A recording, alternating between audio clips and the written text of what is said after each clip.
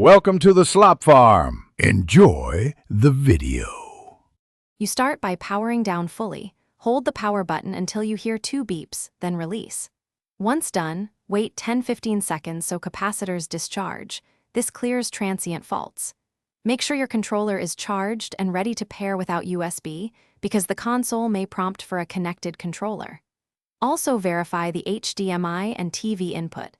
A missing signal can mimic safe mode. These initial steps reduce variables, so you can confidently proceed to the next recovery actions. You now interact with the Safe Mode menu.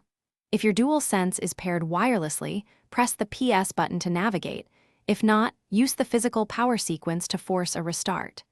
Choose Restart Ps5 first. It's the least invasive. If problems persist, select Rebuild Database because it reorganizes files and often resolves system boot loops. This process explains why things like corrupted indexes block booting. Rebuilding eliminates file system inconsistencies. You finish by verifying system stability.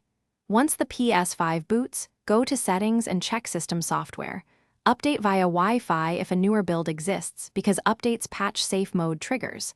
If the console returns to safe mode repeatedly, restore default settings next. It preserves games but resets system options, which can remove bad configs.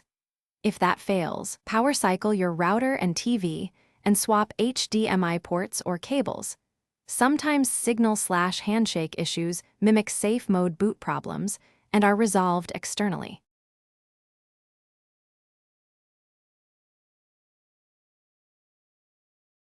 Thanks for watching. Consider subscribing if we helped you today.